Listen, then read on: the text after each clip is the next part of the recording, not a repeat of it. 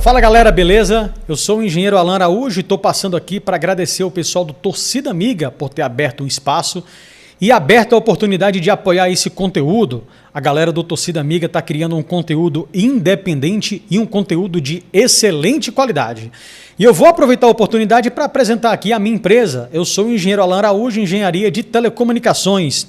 Portanto, se você trabalha ou quer trabalhar nessa área de telecomunicações, a gente tem cursos de fibra ótica, nós temos uma empresa de engenharia, podemos te apoiar, você ou seu amigo que tem um provedor de internet, tá bom? Podemos fazer consultoria na parte de CREA, parte de segurança do trabalho, na parte também de eletricidade, todos os serviços envolvendo a galera de provedores de internet e fibra ótica, a gente tá junto.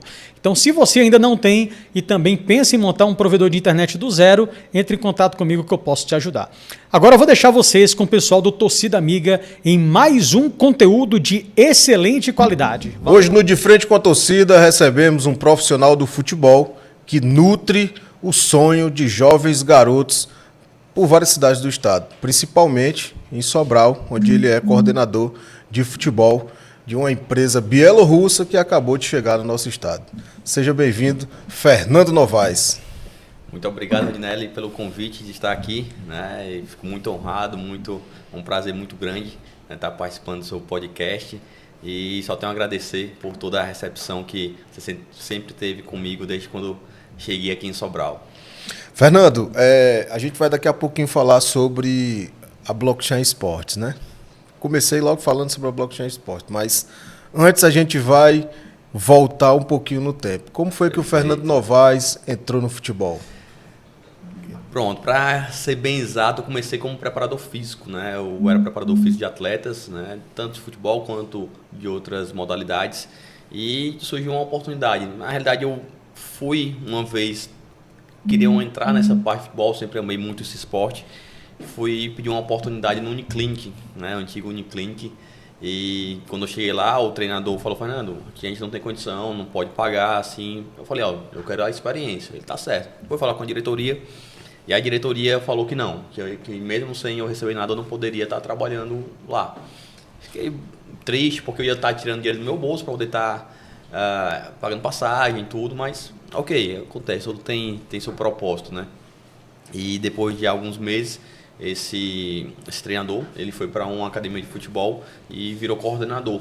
E quando ele foi para lá, ele me convidou para ser treinador de lá, porque ele disse: Fernando, por você ter nos buscado, né, me buscado para poder estar trabalhando sem receber nada, você não desistiu, você foi, estava querendo realmente, eu percebi que você realmente quer isso, quer o futebol. Então eu quero lhe oferecer uma oportunidade para você ser treinador aqui com a gente. Foi a minha primeira oportunidade como treinador de futebol nessa academia. E desde então comecei, aí fui morar nos Estados Unidos, passei um tempo por lá, fiz um curso no Rio de Janeiro, fui um dos destaques e me levaram para os Estados Unidos. Passei, acredito que em torno de uns 2 anos por lá. Cheguei na seleção brasileira de futebol indoor, que é chamado mini futebol, como fosse um showball, e lá cresce muito porque esses esportes indoors, né, que é dentro do ginásio, eles gostam. Então cheguei à seleção brasileira, tive um certo sucesso quando estava nos Estados Unidos, né, em relação ao futebol. E na pandemia eu retornei ao Brasil, né? Eu retornei em 2019, final de 2019, 2020, se não me engano, foi a pandemia, e eu fiquei por aqui direto. Comecei, né, a trabalhar na base aqui do nosso estado, no Juazeiro Base. A gente conseguiu uns bons resultados, graças a Deus, lá na Aldeia Cup, que é uma competição, acredito que é uma das maiores de base atualmente no Brasil, né? Tem avaliadores de todo canto do Brasil que vai ver os garotos. Então a gente foi campeão com o Juazeiro lá. No outro ano fomos campeões também pelo Juazeiro na Copa Seroma, em cima do Ceará, lá dentro do estádio deles. Então é algo que não é fácil, que não acontece. Normalmente as competições só quem ganha é Ceará e Fortaleza, porque realmente tem normalmente uma equipe bem mais forte do que as outras equipes, que é normal, acontece. Mas a gente conseguiu esse feito, né? Logo após fui para o Ferroviário.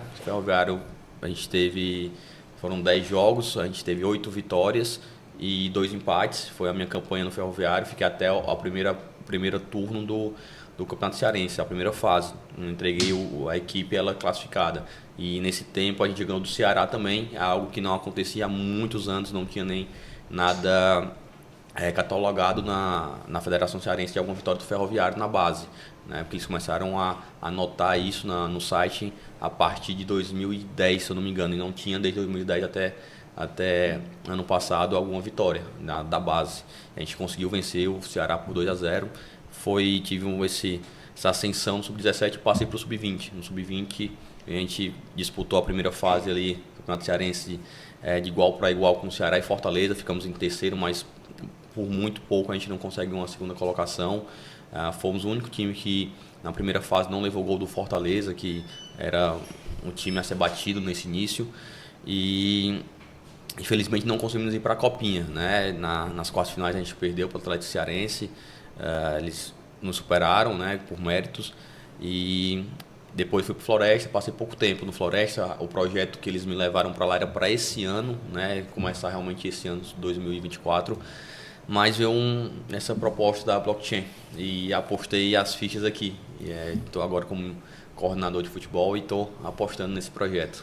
Na época que você foi ao Uniclinic, né, que ano foi? Olha, eu não vou lhe falar com certeza, mas eu acredito que tem sido em torno de 2012, 2013, acredito que tenha sido mais ou menos por aí. Nessa época o Uniclinic era do Vandal Cruz, né? Exato. O Vandal Cruz era cliente do meu pai em Fortaleza, na época que meu pai morava lá. Eu sempre encontrava com ele lá pela empresa do meu pai. Gente boa, né? Mas eu queria saber mais de você sobre a experiência que você teve nos Estados Unidos, rapaz. Conta pra gente aqui. Perfeito. Nos Estados Unidos eu fui já para uma empresa, né? Uma empresa chamada Teta Brasil. Eu soube de um curso que ia ter no Rio de Janeiro, que eles pegavam os destaques do curso e levavam para os Estados Unidos para poder estar normalmente no Summer Camp e depois ia para o Fall, né? Que seria lá o outono deles. Então, eu fui para esse curso, consegui me destacar mesmo sem falar inglês. Eu tentei lá na hora dar uma estudada, vi o que apresentar, dar uma aula em inglês, mas eu tinha uma experiência já de campo, né? Como eu tinha experiência em campo, eu fiz bem organizado o treinamento, estudei o que eu teria que falar durante o treinamento e consegui o resultado esperado. Então fui convidado, passei lá uma primeira experiência de 2 meses, depois eles gostaram e pediram para eu voltar para ficar mais 2 meses. Depois desses 2 meses, desses 4 meses que eu passei por lá, no Summer e no Fall, eu voltei para o Brasil. Passei 1 ano aqui mais ou menos e quis retornar por mim mesmo para lá. Nesse tempo, eu sempre fui um cara que gostei de ir atrás realmente das oportunidades, não fico esperando ela chegar até mim. Eu vou atrás, eu busco. Na minha primeira ida para os Estados Unidos, eu conversei com alguns amigos que tinham lá, que estavam jogando lá nos Estados Unidos, e falei, tem algum clube para eu poder estagiar? Eu tenho aqui no meu visto que eu posso ir 1 mês antes do meu contrato de trabalho. Então, Fernando, eu arranjei aqui um clube para você. Beleza, eu vou ficar 2 semaninhas me bancando, estagiando lá com o treinador. João Garcia, o nome dele.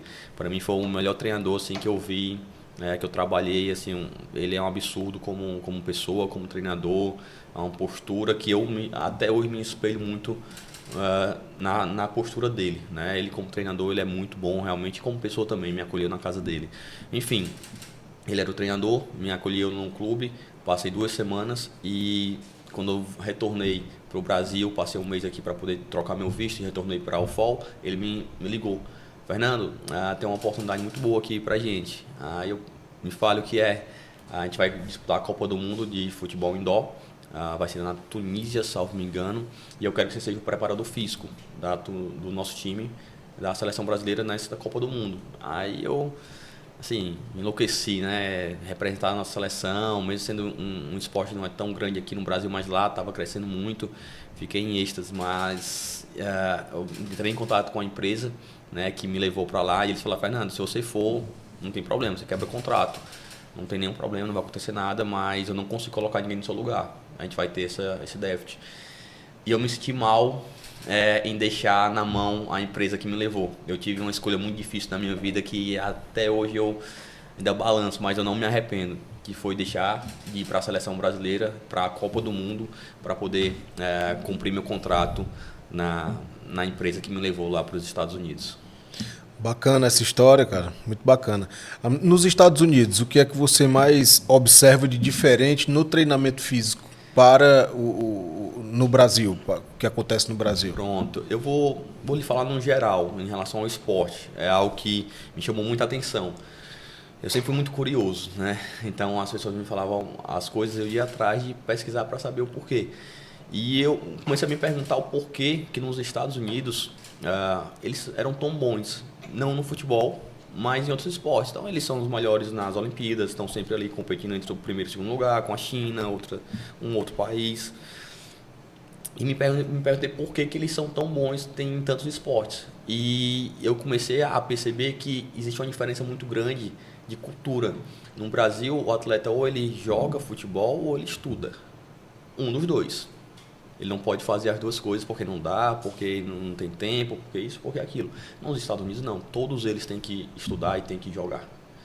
Isso é algo que não se abre mão nos Estados Unidos. Então, a maioria dos grandes atletas, todos eles, quando estavam na base deles, a base é a universidade, eles tinham que ter boas notas, eles tinham que estudar. E isso desenvolve o cognitivo do atleta. Então, eles conseguem entender mais, eles conseguem desenvolver mais rápido, porque eles entendem o que é para ser feito. Então, essa questão do cognitivo, desenvolvimento cognitivo pelo estudo, é algo que eu vi que realmente faz muita diferença. Se você pegar a maioria dos atletas, eles são ex-universitários. Eles entraram numa universidade através de uma bolsa, mas tinham que estudar, não, eles perdiam a bolsa. Eu estou lendo atualmente o livro do LeBron James, né? E é muito absurdo como os treinadores falavam dele, porque eles tinham um certo cuidado para, como ele teve uma ascensão muito rápida, ele foi diretamente do ensino médio, acabou o ensino médio diretamente para a NBA, ele não passou pela universidade, ele foi direto, então ele teve um sucesso muito grande e tinha uma certa preocupação dele não querer estudar, dele não se focar, mas foi ao contrário. Ele era muito dedicado aos estudos, ele se dedicava muito. Então, eu percebi que esses atletas americanos, eles querem ser os melhores em tudo. Se eles estão jogando bola de gude, eles querem ser os melhores. Se eles estão estudando, eles querem ser os melhores. Se estão fazendo algum esporte, eles querem ser os melhores. Do mesmo jeito era o Michael Jordan. O Michael Jordan é uma lenda no basquete e no esporte mundial. E o livro dele eu também li e fala a mesma coisa, que ele era muito dedicado nos estudos, ele se dedicava. Ele não era de estar em farra, estar em festa, o pessoal estava fazendo festa, ele ia olhar, opa, isso aqui não é para mim. E voltava para o quarto dele para poder estar estudando, para poder estar fazendo outro tipo de coisas que ele via que era melhor para a vida dele. E você vê a ascensão, né? Você vê o ápice desses atletas, né, que trabalham não só a parte física, mas também a questão educacional. O quanto é importante, né, que essas duas características elas caminhem juntos para que o atleta ele tenha uma carreira completa. Sim. Porque dentro disso tudo aí, né, tem a questão da disciplina. Né? Quando você tem disciplina, você tende a alcançar o sucesso. Conversamos um dia desse com o Fernando Sobral. Fernando Sobral, desde adolescente, desde as categorias de base do Guarani de Sobral, sempre foi muito disciplinado. Né? Vou até pedir desculpas aqui a ele, porque eu vou citar aqui o exemplo, porque eram dois. Ele e o irmão dele jogavam muita bola. O Panda. E aí o Panda já não chegou, né, não alcançou o sucesso e o nível de carreira que o Fernando Sobral alcançou, seu xará, né, Fernando? Eu conheci ele, conheci tanto o Marquinhos, né, o Panda, quanto o Fernando Sobral. Eu conheci os dois e realmente são pessoas boas, mas um conseguiu atingir, o outro não.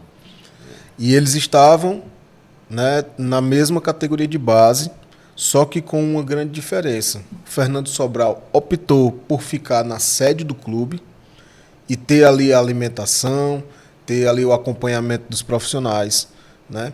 E o irmão dele optou por ficar em casa e ir apenas treinar, né? Então, o Fernando Sobral abdicou de estar em casa, mesmo morando em Sobral, para estar morando dentro da sede do clube, para ter ali o apoio e o acompanhamento. Ou seja, ele teve toda essa disciplina que nos Estados Unidos se adquire já desde a adolescência, com todo esse processo que já é cultural, né? Por isso que há muitas diferenças entre os atletas brasileiros e os atletas estadunidenses. E eu não falo do futebol, né? Porque a gente sabe que no futebol o Brasil é melhor, mas nos outros esportes, né? Sobretudo quando a gente fala em modalidades olímpicas. Sim. Perfeito. Então, eu tenho também um grande amigo que é o Marcelo Oliveira.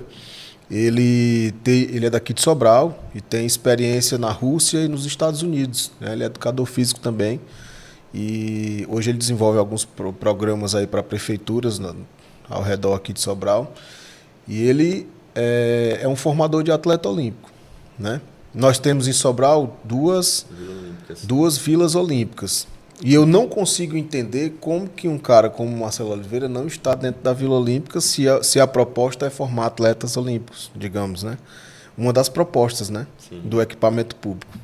Enfim, mas é isso, a gente tem que sempre estar observando que tem que estudar. Sem dúvida. E tem que ter disciplina para alcançar o sucesso no esporte, no futebol, que é o que a gente trata principalmente, que é o mais próximo da gente aqui. Tem que ter disciplina, né, Fernando? Sem dúvida. E eu vou até te falar em relação ao futebol, né, que é o soccer lá nos Estados Unidos. Eu me perguntei muito porque eles não eram tão bons, né? E quando eu fui morar lá, eu entendi o porquê. Eles não jogam. Não é um esporte que eles amam, eles estão jogando. Para eles é o quarto, quinto esporte. Então, eles têm outros esportes que são prioridades. Então, o beisebol, o basquete, futebol americano. Então, tem outros esportes que eles priorizam do que o futebol. Já as meninas, elas gostam. Se você for lá num parque no sábado de manhã, então eles fazem muito. Eu trabalhei com crianças lá também. Então, foi a primeira vez que eu trabalhei com os menorzinhos. Então, sábado de manhã tinham os jogos. E os jogos eram travinhas, 3 contra 3. E dividiam um campo desses de 11 em vários campos, mini campos, para jogarem. Era lotado. E a maioria eram meninas. Não eram os meninos que estavam jogando. E a maioria dos meninos que jogavam não eram realmente aqueles americanos que... o pai é americano, a mãe é americana. Não. Eram aqueles americanos que nasceram lá, mas os pais são chamados hispanos, né? O pessoal de El Salvador, da Venezuela, o pessoal lá da Argentina, enfim, de vários locais que se fala espanhol, né? São chamados hispanos lá. Então, eram os filhos deles que estavam jogando. Eram americanos, mas americanos porque nasceram lá, e não porque realmente são filhos de pais americanos. Então, são poucos americanos que jogam futebol. A maioria deles preferem outros esportes. E as meninas não, elas gostam. Você vai para uma pelada lá, fui bater uma pelada lá, que me chamaram, era metade do pessoal que estava jogando lá era mulher. Aqui você não tem isso. Aqui você vai numa quadra, só tem homem jogando. É verdade. Entende? Então tem essa diferença em relação a por que eles também não conseguem desenvolver tanto na parte do futebol, né? Como em outros esportes, né? Mas, enfim, é muito de escolha, né? Porque ele é muito do gosto de cada cultura. E o esporte feminino lá, o futebol feminino é tão forte que a gente vê, né, nas Copas do Mundo quem é que vence. Estados Unidos e Suécia também, né? A Suécia também é muito forte no futebol feminino. E o Brasil está indo engateando porque falta estrutura. Sem dúvida. Né? As meninas no Brasil elas recebem pouco apoio e usufruem de pouca estrutura também. Sim. Quando se relaciona principalmente, se comparar com o futebol masculino. Né? Sem dúvida, sem dúvida. É mais ou menos por aí. Aí você retorna dos Estados Unidos, já foi na pandemia. Como foi o período da pandemia para você? Como foi? Porque o futebol parou, né? Parou. Eu sofri muito na pandemia porque o futebol parou. Sem dúvida, eu também. Em janeiro, eu vim em dezembro, em janeiro, né, eu já estava meio que decidindo ficar por aqui, passar mais tempo por aqui. Eu estava já noivo, já estava para casar, então eu vou passar mais tempo aqui, depois eu volto para os Estados Unidos. E então eu entrei em contato com a academia de futebol, que é a Foot Center, né, que me abriu as portas, e ele me recebeu assim muito bem. O professor Hudson, né, ele olhou meu currículo e falou: Fernando, eu estou vendo todo o currículo aqui, mas por que você quer vir trabalhar aqui com a gente? Porque o seu currículo é muito bom. Então eu falei, não, eu quero porque eu tenho boas referências daqui, tive amigos que trabalharam aqui e me falaram muito bem da academia, da escola. E então ele me contratou, estou lá até hoje, ainda tenho uma participação lá na Food Center, mas eu tenho uma liberdade por conta dos outros projetos. Ele me dá essa liberdade, o professor Hudson, e ele foi quem abriu as portas do Juazeiro para mim, porque ele também é coordenador do Juazeiro. Foi ele que me deu a primeira oportunidade num clube aqui no estado do Ceará. Ele me colocou no Sub-13 e depois fui para o Sub-17. Então agradeço muito a ele pelo apoio que ele me deu, né, durante esse tempo. Então, em janeiro eu entrei lá, fechou, acredito, em março, por aí, e a gente ficou só dando aula online, né, aquela preparação física online, tudo. Ele manteve todo o staff da Food Center, ele não demitiu ninguém, claro, diminuiu as horas aulas para poder, porque não tinha como tá mantendo o que todo mundo ganhava, mas ele reduziu, mas manteve todo mundo, carteira assinada, e isso me deu uma confiança muito grande no trabalho deles. E eu fiquei, né? Eu fiquei e faço de tudo para me manter lá até hoje na Food Center. Foi um período difícil, né? Da pandemia, sem futebol, sem nada, trancado em casa, mas era o que Não tinha deu pra nem ser pra feito. surfar, né, cara? Não deu. Falou em surfar, mas sabe que eu surfo também? Nem pra surfar dava. Nós temos aqui um surfista também, viu, Alan? Surfista. Sempre que dá, eu tô indo no mar aí, pegar umas ondas para poder dar uma relaxada ali, onde eu relaxo, respiro um pouco mais. Bacana, muito bacana mesmo. Eu tive olhando lá algumas coisas. Você gosta de surfar. E eu gosto de kite, mas eu só gosto de observar. Não velejo, nunca velejei. E voltei para Sobral, né? Porque eu passei 10 anos em Fortaleza. Naquele período eu estava ali já me preparando para começar umas aulas, porque eu estava morando em Calcaia. Então, para eu ir ali para o Icaraí, Cumbuco. O Cumbuco, né? É o point do kite, né? Sem dúvida. Então, é lá onde foi quebrado o recorde mundial de velejadores na água, né? Mais de 350, mais ou menos isso aí, de uma vez só. E eu estava me preparando, aí veio a pandemia também. Aí fechou tudo e aí eu não pude. E depois a pandemia me devolveu para Sobral, né? Enfim, fica só no sonho, por enquanto. Aí você foi para o Juazeiro e eu queria saber de você, porque você falou que ganhou títulos com o Juazeiro. Sim. Eu tive uma boa passagem no Juazeiro, né? Com o Sub-13, né? Eu fiquei 2 anos no Sub-13. Então, no primeiro ano do Sub-13, a gente foi para a Aldeia Cup. E lá na Aldeia Cup, a gente foi campeão, né? A gente conseguiu ser campeão do Sub-13, a gente venceu, né, o Sport, venceu o Retrô, que era o dono da casa. Então foi bem competitivo, porque nosso grupo era praticamente só campeões estaduais. Então tinha o Atlético Piauiense, que ele era campeão estadual. Se eu não me engano, o Vila Nova estava no nosso grupo e também ele era campeão estadual. E mesmo assim a gente conseguiu, né, sendo uma equipe menor do que eles, a gente conseguiu ter um bom resultado. A gente não perdeu nenhum jogo, a gente levou um gol no campeonato inteiro. Então a gente foi muito bem, os meninos realmente conseguiram realmente fazer por onde, né, mostrar o futebol deles, e muitos saíram logo após para outros clubes.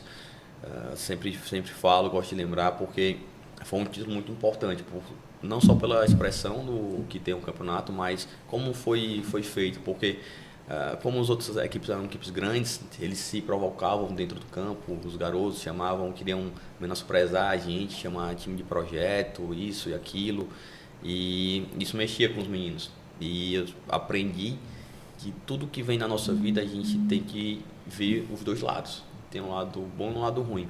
Então, naquele momento eu disse que eu ia transformar aquele momento ruim, que estavam querendo menosprezar o Juazeiro, e transformar em um incentivo. E foi isso que eu tentei fazer, e eu acredito que deu certo, né? Que foi transformar em incentivo para eles realmente entenderem que quando Deus tem um propósito na nossa vida, não é quem está falando aqui na Terra que vai fazer isso, fazer aquilo, que vai acontecer. Mas o que Deus tem na nossa vida vai acontecer, e ponto final. E a gente conseguiu realmente vencer todos os obstáculos e ser campeão. Ele foi um ano muito importante, muito importante. E o Retrô tem um pouco daquilo que a gente estava falando sobre a faculdade e o futebol, o esporte e o estudo, né? Porque o Retrô ele é mantido por uma instituição educacional, né? Superior. E eles têm feito bastante investimento. Eu acho que o investimento maior foi logo quando eles surgiram, né? Isso. Né? O Retrô, há uns 6 anos, 5 anos mais ou menos, surgiu com muita força, né? E aí tem um pouco daquilo que a gente estava falando. Teve até uma proposta mais ou menos parecida aqui, quando um centro universitário daqui assumiu o Guarani de Sobral, né? Daqui de Sobral assumiu o Guarani de Sobral. Essa negociação fui até eu que fiz, né? E a proposta era bacana, né? Mas infelizmente com 2 anos ela acabou. E aí depois do Juazeiro você vai... Eu fui no primeiro ano do Juazeiro, aí depois fiquei novamente com o Juazeiro. E nesse segundo ano eu fiquei com 13 e com 17. Fiquei com as 2 categorias, me foi oferecido, eu aceitei. Então no 13, nesse outro ano a gente foi campeão da Copa Seromo. Nosso time era, se for assim, acredito que o melhor time que eu trabalhei, e até de ver jogar era bonito, as pessoas paravam para ver o nosso time jogar. Então eu incentivo muito os nossos atletas a terem coragem. E isso eu passo também para os professores daqui, né, para poder ensinar os atletas a ter coragem e não ter medo. Um exemplo, eu gosto que meu time saia jogando. Não é que eles não possam fazer um lançamento, não. Mas eu prefiro que saia jogando para eles terem coragem. Porque eu falo para eles, quando eu vou ver algum jogo, cara, para ser um zagueiro que pega a bola e dá um bico para frente, vai ter um monte. Vai ter, assim, de carrada. Mas tem um zagueiro que consegue quebrar uma linha, são poucos. E esses poucos se destacam. Então, você com 13 anos, você pode errar. Você deve errar. Então, você pode tentar. Não importa você errar. Não me importa se você não tiver coragem para jogar. Então, às vezes vai ter uma situação que você vai ter que estourar a bola, que você está apertado, você não vai dar o gol, lógico. Mas você não está estourando por estourar, você está tentando jogar, foi um momento do jogo. Isso eu passei muito para os meus atletas no Juazeiro, do Sub-13, e era absurdo como eles jogavam. A bola saía do zagueiro, ia para o goleiro, ia para o lateral e voltava e atraía os caras e conseguia avançar. Então a gente foi campeão assim da Copa Seromo, né, com a equipe jogando muito bem, não era só os resultados, mas jogando muito bem. E a gente conseguiu vencer o Fortaleza na semifinal. A gente estava sem 6 ou 7 jogadores titulares, porque foi em uma época de viagem, então nossos atletas, muitos estavam viajando, porque a maioria tinha boas condições financeiras, então muitos estavam viajando, curtindo as férias com os pais. E porque a Food Center e a Juazeiro são parceiros e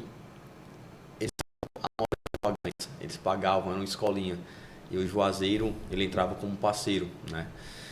E, enfim, e a gente estava com 6, 7 reservas, né? E a gente conseguiu vencer. Foi um sufoco, a gente ganhou de 1-0, muito difícil o jogo, mas graças a Deus a gente venceu. E logo após isso a gente foi para a final.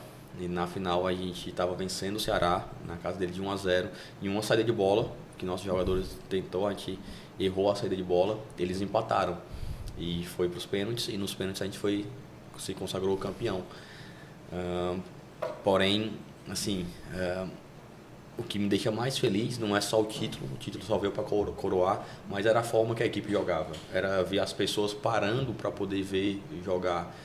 Todo mundo criou uma expectativa, pessoas que eu nem conhecia, que eu conheci depois de um tempo, falou: Fernando, depois daquele teu time, a gente ia ver qualquer time que tu ia trabalhar. E eu não sabia disso, eu não sabia o tamanho do impacto que foi esse time do Sub-13 que eu tive ano retrasado.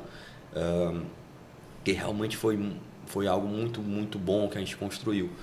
Então, eu fui para lá, Sub-17, a gente começou um pouco tarde, porém a gente chegou até o final da Supercopa Seromo, a gente perdeu para o Floresta, a gente jogou até melhor na minha visão, perdeu alguns gols que a gente não perde, mas futebol acontece, eles foram lá, foram eficazes, fizeram, né, faz parte, e eles foram campeões, a gente foi vice-campeão da Supercopa Seromo. Também foi um ano bom com o Sub-17, apesar de não ter sido campeão, mas foi um ano que a gente conseguiu realmente ter bons resultados, tanto com 13 quanto com o Sub-17. E jogar com a bola no pé, né, cara? Sim. Isso é importante e eu acho muito bacana, porque não é só ter posse de bola, Sim. né? Tem que saber o que é que vai fazer com a bola. né? E a idade de 13 anos é exatamente o momento de errar. Exatamente. Para que no futuro, ele, como jogador já formado, ele vai saber o que fazer, né? Se o atleta não puder errar com 13 anos de idade, ele vai poder errar quando, né? Então, o momento de errar quanto mais novo você for. Então, você tem que errar, tem que fazer os atletas realmente a incentivar eles a serem corajosos, né? A arriscarem muitas vezes. Claro, tem a questão do arriscar e ser responsável. Então, eu tento sempre alinhar isso. Ó. Não é porque eu estou lhe dando liberdade para arriscar que você vai ser irresponsável. Você vai ter que tomar sua decisão. O futebol é tomada de decisão. Então, a gente trabalha em uma forma, de uma metodologia que ele vai ter que tomar a decisão dele, a melhor decisão. E eu quero que em cima dessa decisão que ele for tomar, ele tenha responsabilidade e que ele tenha coragem ao mesmo tempo. Então, ele vai dosar se dá para fazer, se não dá. E o que ele vai fazer em campo é com ele, não é comigo. Eu sempre falo, não quero treinador meu, eu também não gosto de ficar falando para um atleta o que ele tem que fazer. Faz isso, faz aquilo, acelera, eu não falo. Por quê? Porque eu não estou jogando. Eu não estou vendo o que eles estão vendo, eu não estou sentindo o que eles estão sentindo. Eu estou do lado de fora. Minha função é treiná-los para que eles cheguem no jogo e façam o melhor deles. Essa é a minha função. E durante o jogo, são alguns pontos, momentos pontuais que eu vou orientar, que eu vou ajustar para a gente poder chegar ao objetivo final, que é a vitória. Então, eu sempre dou essa liberdade para os meus atletas, deles estarem realmente tomando a decisão deles. Porque isso eu aprendi no futebol, aprendi com o João Garcia, porque eu não era assim. João Garcia lá nos Estados Unidos, quando eu trabalhei com ele na LSA Pro, que é uma equipe da UPSL, como se fosse uma quarta divisão, e ele me ensinou isso. Fernando, deixa eles tomarem a decisão. Eles têm o sentimento deles, eles estão jogando, não é a gente. Eu era auxiliar dele nessa época. E isso me impactou. E desde então, eu levo isso para minha vida.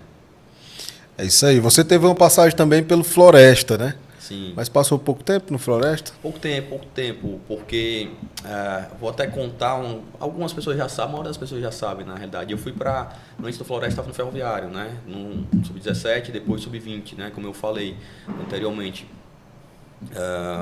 E eu saí do Ferroviário, né? Eu fui surpreendido, dizendo que eu iria sair, mas também entendi, porque eu ia para o Ceará. Eu estava já certo para ir para o Ceará. Tava tudo certo e em um momento as coisas desandaram. De um dia para a noite não deu certo. Tava tudo apalavrado, tava tudo certo para ir para o Ceará. Enfim, então eu saí do Ferroviário no final do ano. E o Floresta entrou em contato, né? Precisou de um professor, porque o treinador dele saiu. E inclusive esse treinador hoje trabalha com a gente na blockchain. Ele está lá em Acopiara, ele era o treinador do Sub-15 e eu fui convidado para poder participar e dar sequência a esse trabalho. Estava já no meio do Campeonato Cearense, então ele falou, Fernando, o nosso time Sub-15 está com alguns desfalques, alguns atletas que são lesionados, outros viajaram para poder fazer a avaliação fora, então o projeto não é para esse ano, é para o próximo. Então passei em torno de 2, 3 meses, mas visando o próximo ano, que seria esse ano agora, 2024. Entendi. Então, vamos voltar aqui para o Ferroviário, porque durante a sua estadia no Ferrão, você enfrentou o Guarani de Sobral no Campeonato Cearense. Exato. Em 2023. Exatamente. Sua passagem pelo Ferroviário foi boa também? Foi demais. Foi um clube que eu me senti em casa. Eu tenho um carinho enorme pelo Ferroviário, uma gratidão enorme, porque realmente eu me senti muito em casa. Eu ia para lá, eu ia tranquilo, eu ia trabalhar feliz, porque realmente eu gostava do Ferroviário. As pessoas que estavam lá, o diretor Marcelo Caetano e o Marquinhos, né, que foram os dois que foram responsáveis por me levar, eles me davam muita liberdade, tanto de trazer jogador para poder estar colocando na equipe, alguma logística que eu queria que fosse diferente, eles me davam. O Marquinhos sempre falava, Fernando, eu quero que você se preocupe só com a parte do campo, porque você tem que estar preocupado com o campo. As outras coisas você tem seu auxiliar, tem um preparador de goleiros, então você coloca eles para poder fazer, eu quero ser focado no campo. Então eles me davam muita liberdade. Até hoje eu tenho uma amizade com eles, sempre falo com o Marcelo Caetano, que é uma pessoa assim maravilhosa, né, torcedor do Ferrão, e virou um diretor e está cada dia melhorando nessa função. E lá foi muito bom, eu tive muito sucesso, né? Sub-17 foi a primeira categoria que eu peguei, foram 10 jogos 8 vitórias e 2 empates. Uma dessas vitórias contra o Ceará, que é importantíssima no Campeonato Cearense. Quando acabou o primeiro turno, eu já estava no Sub-20 e eu falei com o Marcelo que não dava para eu ficar com o Sub-17 e Sub-20, era muito pesado. Eu não ia conseguir me concentrar e dar o meu melhor, eu ia ficar sempre dividido. Então a gente colocou outro treinador, foi outro treinador, e assumiu a segunda fase do Campeonato Cearense. E eu iniciei com o Sub-20, né? E no Sub-20 a gente também fez uma campanha assim, muito boa mesmo, eu não sei de cabeça o número, né, que a gente teve, mas no Campeonato Cearense, na primeira fase, acredito que a gente teve apenas um empate, não, 2 empates, se eu não me engano, que foi contra o Pague Menos e contra o Fortaleza. E nós perdemos um jogo, o único jogo que nós perdemos que foi para o Ceará. A gente estava sem 6 titulares nossos estavam no profissional. Então, 6 garotos do Sub-20 tinham subido para jogar com o profissional. Isso para mim foi muito bom, né? Porque era o meu trabalho que estava ali, eles estavam desenvolvendo. Fruto do seu trabalho, né? Graças a Deus, Deus estava honrando lá e estava abençoando os garotos para poder estar realmente realizar o sonho deles. Então, a gente enfrentou o Ceará com 6 atletas, né, que não estavam a menos, que eu falo, 6 atletas que não eram titulares.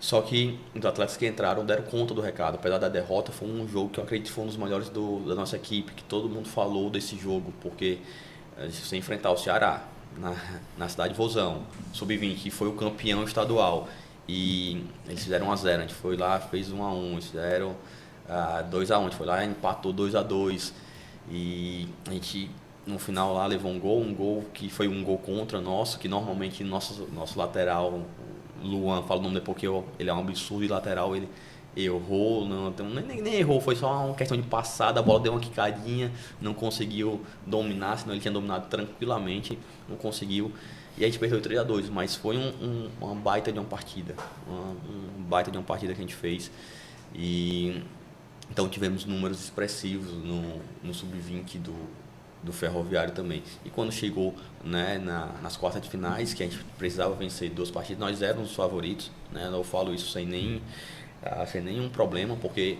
uma coisa é ser favorito, outra coisa é se achar melhor. Nós não nos achávamos melhor do que o Atlético Cearense, mas eram favoritos, né? Até pela campanha que a gente fez. Todo mundo estava apostando que a gente ia para a Copinha, porque a campanha que a gente estava era contra o Ceará e Fortaleza na primeira fase. Mas no primeiro jogo, alguns acontecimentos lá do jogo em si, então a gente já levou um gol logo no início, com menos de 1 minuto, e tudo condicionou de uma forma diferente. A partida a gente não conseguiu reverter.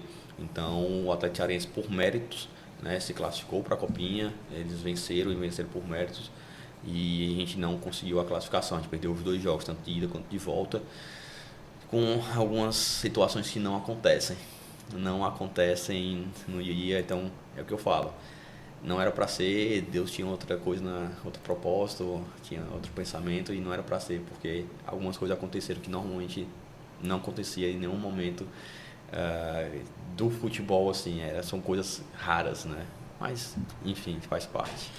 Pois é, nesse primeiro turno do Campeonato Cearense, Sub-20, o Ferroviário enfrentou o Guarani de Sobral e venceu por 3-1, né? E naquela partida o Guarani viajou no mesmo dia, chegou em Fortaleza, almoçou e depois foi para o campo.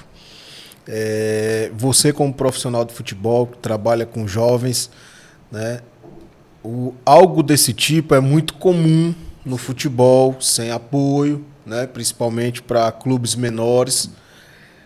Mas como é que você vê essa situação? Um time sair de uma cidade, viajar 4 horas e enfrentar o clube tudo no mesmo dia. Sim. Né? Isso é algo bem complicado. Isso faz uma diferença muito grande. Inclusive, quando a gente soube que ia enfrentar o Guarani lá na nossa casa, né, no Elvis de Cabral, a gente ficou mais feliz, porque o Guarani estava fazendo uma boa campanha, estava vindo muito bem, só que a gente sabia dessa dificuldade. Porque você viajar 4 horas, almoçar e ir para o jogo não é fácil. Passa 4 horas dentro de um ônibus, não é um ônibus que é assim confortável, que você vai bem, você vai achar, não, é bem complicado e faz uma diferença muito grande. E eu acredito que esse foi um dos pontos que que fez com que o Guarani não vencesse aquela partida. Claro, nosso time também estava muito bom, estava muito encaixado, estava jogando em casa, mas isso, sem dúvida nenhuma, influencia diretamente, porque os atletas não chegam com a mesma condição física se estivessem jogando em casa, se já fossem da cidade, ou se chegassem pelo menos um dia antes para dormir, depois ir ao jogo. Não tem como ser a mesma coisa. Então, o rendimento nunca vai ser o mesmo. Né? Não é. O rendimento não é o mesmo. A gente tem total noção disso. Então, foi algo benéfico, né, para a gente lá do Ferroviário, porque sabia dessa dificuldade que iam ter e que eles iam chegar um pouco mais cansados. E acredito que isso influenciou até no resultado final. Não lembro bem quando a gente fez 1-0, foi 2-0, mas no final nossa equipe já estava bem melhor fisicamente do que o Guarani de Sobral. E não melhor fisicamente por conta que o trabalho não era bem feito do Guarani, mas por conta da viagem mesmo, por conta de toda essa pegada que tem que ter de viajar, almoçar e jogar, e depois já tem que voltar de novo. Não é fácil.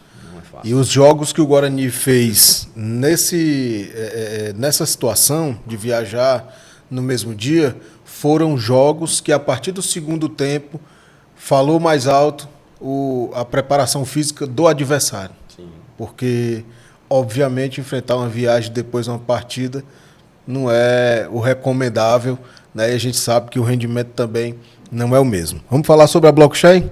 Bora, agora. Como é que está sendo para você esse trabalho na blockchain que está chegando, né, investindo aí mais de 300 milhões no futebol cearense, principalmente em Acopiara, está construindo uma grande academia de futebol e também está aqui em Sobral e em Fortaleza. Mas eu queria que você falasse de um modo geral como é que está sendo para você.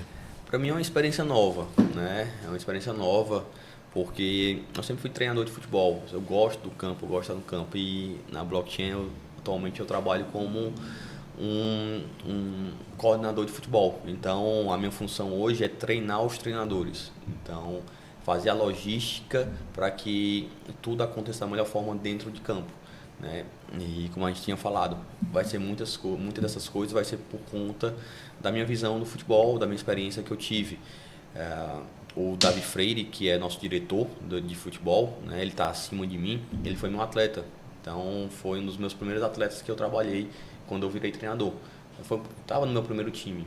Então, tive uma certa amizade com ele. Ele jogou fora, foi para a Europa, foi para os Estados Unidos. Até passei um tempo na casa dele. Inclusive, quando eu fui lá para os Estados Unidos a primeira vez, eu fiquei 2 semanas na casa dele lá. E é um cara hoje que cresceu muito no futebol nesse meio empresarial. Ele está empresariando alguns atletas, faz esse trabalho. E ele sabe a forma que eu trabalho, a forma que é o meu agir no dia a dia. E me convidou para poder fazer parte e treinar os treinadores aqui de Sobral principalmente. E é algo novo, mas estou gostando, é um desafio, né? Porque não é algo que depende só de si, né? Você depende realmente do interesse dos outros, né? Dos outros que estão ali com você, né? No caso, os treinadores. Mas estou feliz também porque a nossa equipe aqui da blockchain, dos treinadores, nós temos 6, né, da parte do staff do campo, mais um roupeiro. E esses 6 treinadores realmente eles estão me mostrando que eles estão realmente empenhados, que eles querem aprender. Isso é o principal, é querer aprender. Você não achar que sabe tudo, mas pelo contrário, vocês ter a noção que você sempre vai poder aprender alguma coisa com alguém. Eu aprendo com eles aprendem comigo, nós vamos aprendendo juntos e melhorando em prol de um objetivo só. A blockchain tem claro, né, como qualquer empresa, como qualquer investidor, tem também as suas diretrizes e suas metodologias. O que é que a blockchain traz de diferente que a gente já conhece do futebol brasileiro? Olha, eles têm um objetivo e algo que eu não vi em nenhum local até o momento em relação aos tokens, né, os cards dos atletas. São os NFTs. Como é que vai funcionar? Cada atleta vai ter um card. Então, você vai na plataforma e vamos supor que tem um garoto aqui que está jogando com a gente, que ele é promessa. Então, vai ter lá tudo de estatística dele, né, da parte física, da parte tática, de quantos gols fez, assistências, quantos jogos, vai ter tudo dele, todos os dados. E eu vi, cara, esse garoto ele vai vingar. Eu quero comprar uma parte dele. Você vai lá e compra uma parte do garoto. Como fosse um mercado de ações, só que com os atletas, né? Então, eles têm essa perspectiva de fazer isso. Eles vão fazer isso, até porque eles já trabalham nesse meio tecnológico, né? Então, eles vão fazer isso, é algo inovador. E o que eles pensam em fazer no futebol brasileiro é algo absurdo. Atualmente, nós temos lá em Acopiara, temos aqui em Sobral e vamos abrir em Fortaleza. E agora eles compraram também, arrendaram lá no Rio de Janeiro, o CT João Avelange. Então, o CT João Avelange, que é onde a seleção brasileira ia fazer alguns treinamentos, futebol feminino ia muito para lá, uma estrutura assim absurda. Então, já vai começar aos treinos, aos trabalhos lá, agora a partir de março. E nós vamos ser os responsáveis, aqui o pessoal de Fortaleza, né, que trabalha na blockchain de Fortaleza.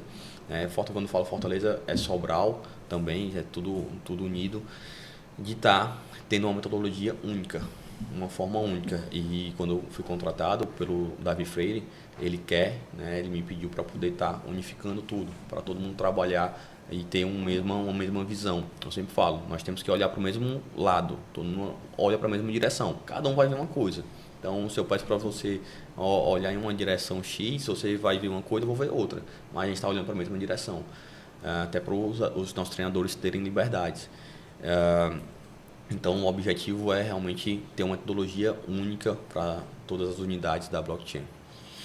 O mercado-alvo da blockchain é o futebol estrangeiro, fora do Brasil, ou inclui também o mercado brasileiro? Olha, inclui o mercado brasileiro sim, mas o principal é fora.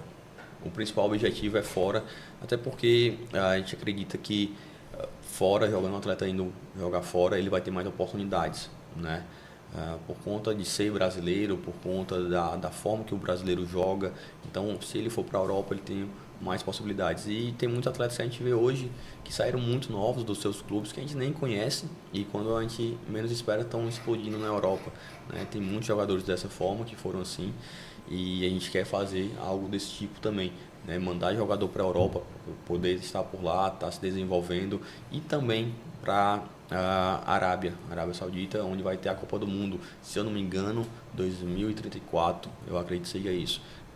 A ideia é mandar jogador para lá também, para a Arábia Saudita, para quem sabe a gente ter algum jogador brasileiro que vai se naturalizar árabe e ele poder representar a seleção e estar realmente nesse mercado de Copa do Mundo, né, tá aparecendo e tá sendo realmente um caso de sucesso nesse nível, desse tamanho da blockchain. E nós temos aí diversos casos, né, diversos exemplos de jogadores brasileiros que se naturalizaram e que defenderam outras seleções. Sim. Mas aqui no Ceará, a blockchain, eu sei que lá em Acopiara já tem um investimento na casa do valor que eu falei aqui, sim, quase mais de 300 milhões. Em Fortaleza e em Sobral, existem projetos semelhantes? Sim, existe projetos semelhantes. Só que vai, por conta que já iniciou em Acopiara, aqui em Sobral, né, como até já tinha falado com você, conversado com você, não era o primeiro ponto, não ia ser Sobral, ia ser em Itapipoca, e o Cid Gomes que conseguiu trazer para cá, e os russos amaram a cidade e trouxeram realmente, porque realmente quem vem para Sobral gosta bastante, porque é uma cidade grande, né? Então, eles pensam sim em fazer algo grande aqui em Sobral, até para poder ter oportunidades. Então, eles tendo em Acopiara, que é em um lado do estado, tendo em Sobral, que é em outro lado do estado, eles conseguem ter mais jogadores, né, em cada região, pegando um jogador de uma região, um jogador de outra, e tendo mais jogadores de qualidade para poder mandando, né, para a Europa ou colocando em outros clubes também. O projeto de Fortaleza, ele é semelhante ao de Acopiara? Quando eu digo projeto estrutural, né, a estrutura física, vai ser, eu acho que já começou a ser construído lá, né? Não, ainda não. Ainda eles estão construindo porque lá em Fortaleza eles estão vendo o melhor local, né, para poder comprar, já estão indo atrás do terreno, Já tem alguns terrenos que estavam em negociação para poder comprar, mas ainda não começou a construção lá. Entendi.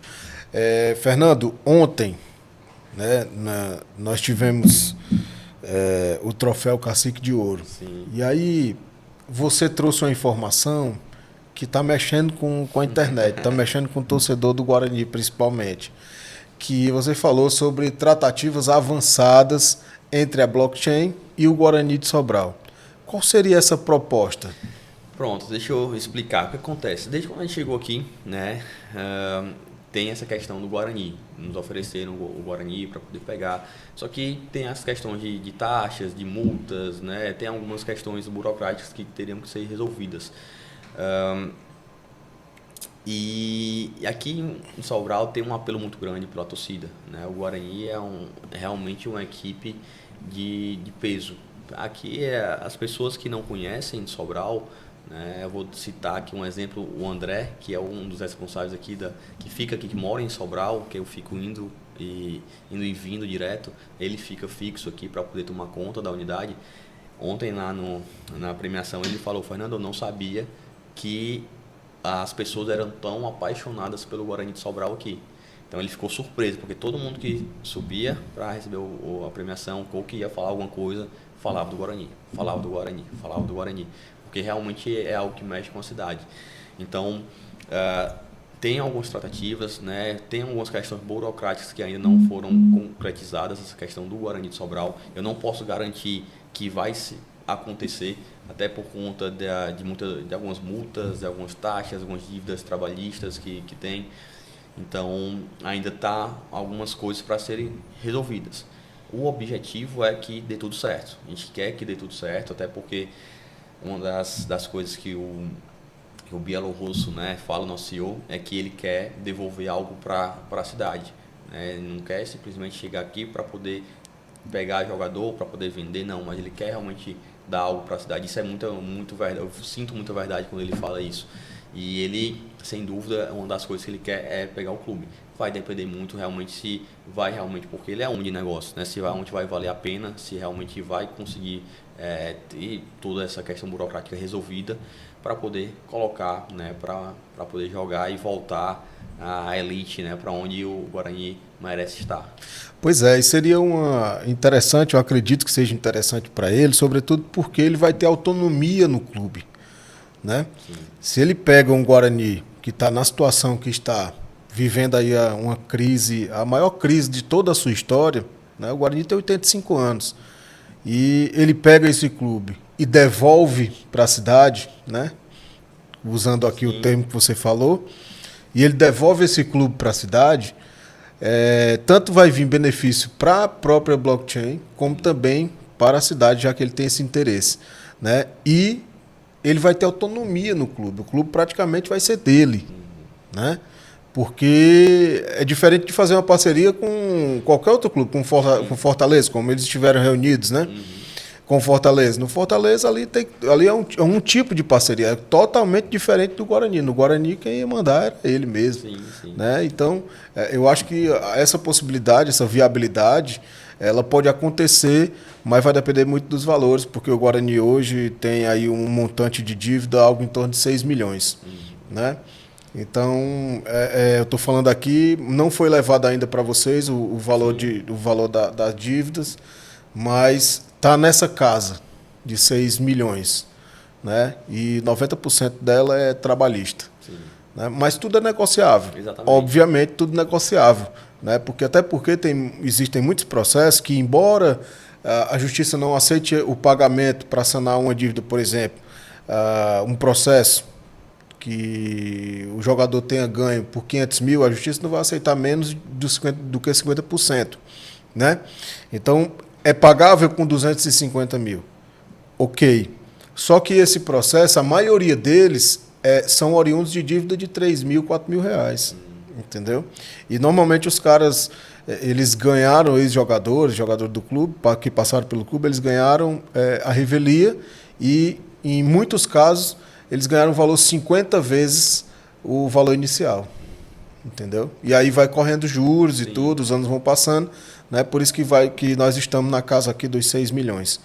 né, por isso. Mas até ano passado era 4,5 milhões, entendeu?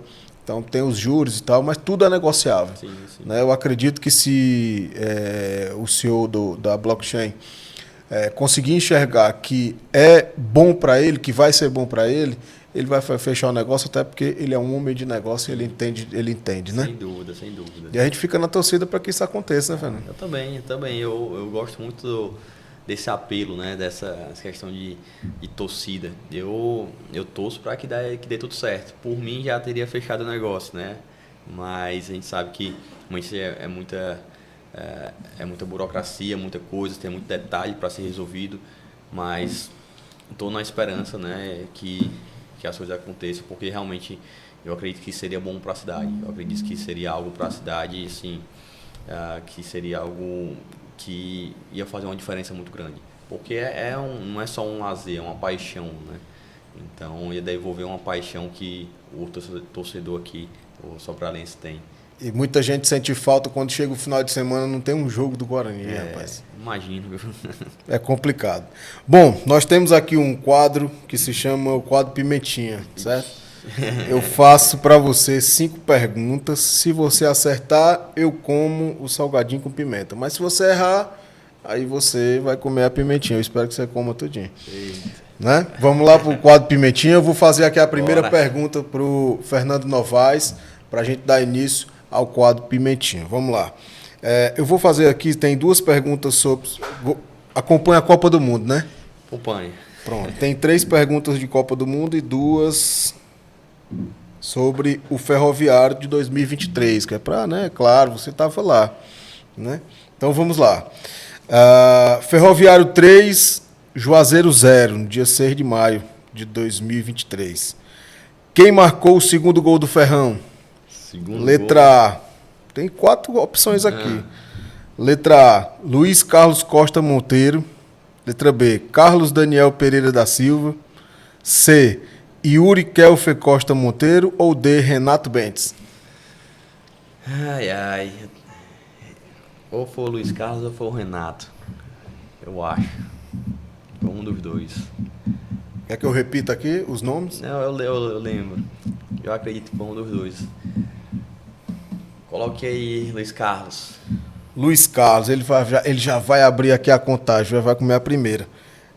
O segundo gol foi do Carlos Daniel. Foi o Daniel? Foi. De cabeça. De cabeça, exatamente. Tá aqui a pimentinha, você escolhe e o salgadinho é todo seu. E errar de todo jeito aí. Vamos lá. A pimenta isso aqui é? Qualquer uma das duas, todas as duas. Vamos lá. Com essas perguntas assim, eu não lembro de nada, Às vezes aqui eu como 4 pimentinhas, mas hoje eu acho que eu não vou comer não. Rapaz, eu acho que também acho que não, viu? Aqui é só uma gotinha, só uma gotinha tá bom aí, porque eu sou ruim disso aí, velho. Essa gotinha aí, ela... Eita, vamos lá. Olha aí, viu? Ainda bem que tem uma águazinha, ó. Chegou mais uma pimentinha aqui, ó. Mais uma? Mais uma, você pode escolher, ó. Olha só. 3 pimentinhas para você escolher, viu? Vamos lá para a segunda pergunta, né? Pra gente não perder aqui o time. Ferroviário 3, Guarani de Sobral 1. Com quantos minutos o Renato Bentes marcou o segundo gol do Ferrão? Letra A, 5 minutos do primeiro tempo.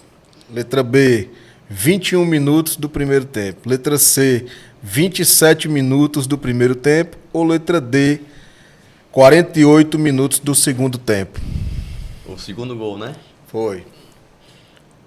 Guarani de Sobral 1, Ferroviário 3. Foi Neuzi Cabral. 27 minutos. Rapaz, eu vou comer minha pimentinha agora. Né? Ele acertou. Mas essa aqui foi facinha, viu? Que é isso? Essa aí foi mais difícil. Foi facinha. Bem facinho. Eu vou lá encarar aqui a pimentinha. Eu vou nessa daqui. Essa pimentinha aqui é boa. Vamos lá. Geralmente eu vou naquela ali, que é cremosa. A cremosa, se eu errar, eu vou trocar. Vou experimentar outras. Tem 3. Eu não vou errar, não. Eu vou ter que acertar isso aí. Você pode ficar à vontade para você escolher, viu? Vamos para a terceira pergunta, né? Copa do Mundo de 94. Quem o Brasil enfrentou na semifinal? Letra A, Suécia. Letra B, Estados Unidos. Letra C, Rússia. Letra D, Bulgária. Minha nossa senhora, eu não lembro.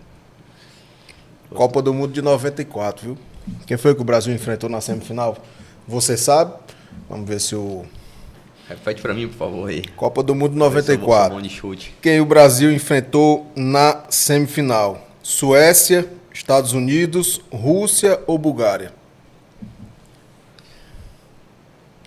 Vou colocar a Suécia. Eu vou de novo. Ele tá bom de chute, ele tá bom de chute, ele tá bom de chute. Eu vou comer mais um aqui. Já virou, viu, cara? Já virou aqui, ó. Eu tô aqui tentando puxar aqui da memória. Rapaz, o Fernando Conrado ontem saiu lá do clube dizendo assim, ó. Faz ele comer as pimentas. Tá aí, ó, ele acertando, ó.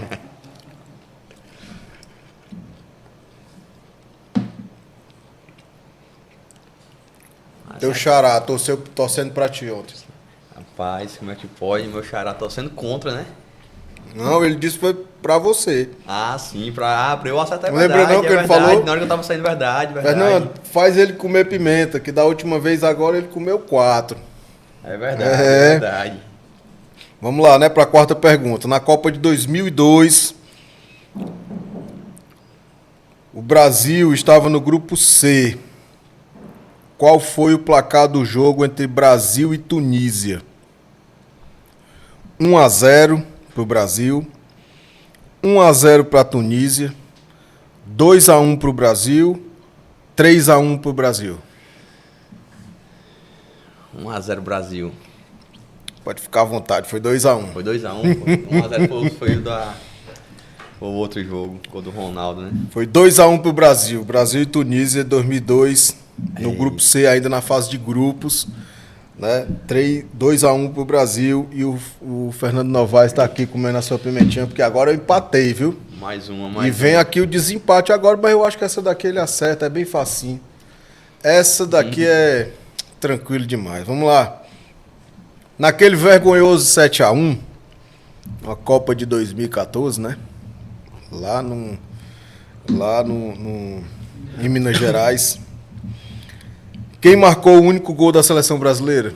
Essa eu sei. Isso daí você sabe. Precisa de... Até me entalei agora. Oscar. É ele mesmo, foi ele mesmo. Eu sabia que essa daqui era mais fácil, né? Eu tava contando que ele ia errar as 4 e ia comer só um, mas tá certo, tudo bem. Vamos lá. Eu como mais uma. Eu gostei dessa pimentinha aqui, viu? A pimentinha aqui galo, viu? Ela é boa. Foi disputado. 3-2 só? Foi 3-2. São apenas 5 perguntas, né? Eu vou comer aqui a última pimentinha.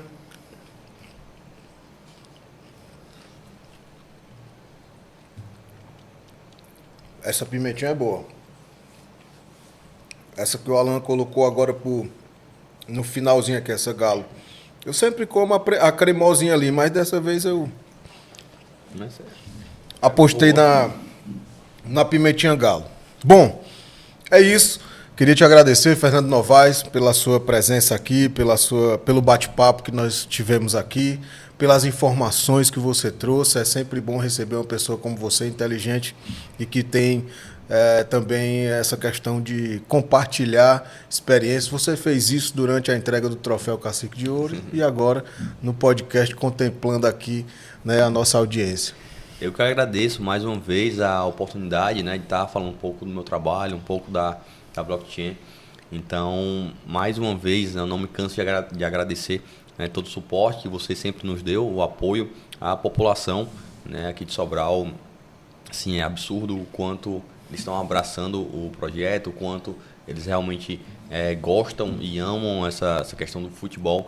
E o que eu puder fazer para poder estar ajudando, eu vou fazer. Eu sempre falo, não me canso de falar que sou cristão e um dos mandamentos de Deus é a gente amar o próximo. Então, minha missão aqui é estar ajudando ao próximo. Eu quero ajudar, eu quero fazer o melhor Eu sei que eu não posso resolver todos os problemas do mundo, mas o que eu puder fazer, quem passar por mim, eu puder ajudar, eu irei fazer.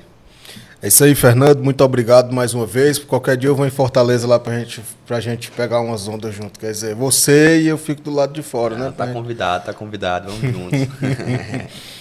Esse foi mais um De Frente com a Torcida, com o Fernando Novaes, direto dos estúdios Breguesso Sobral. Rapaz, esse nome tá pegando, hein? Aproveite você que está assistindo, aproveite e siga também aí, se inscreva no canal Torcida Amiga e assine, você vai lá e aciona o sininho, que é para poder toda vida que chegar um novo conteúdo você receber a notificação, tá bom? Então nós vamos encerrando por aqui, direto do Breguesso Estúdio Sobral.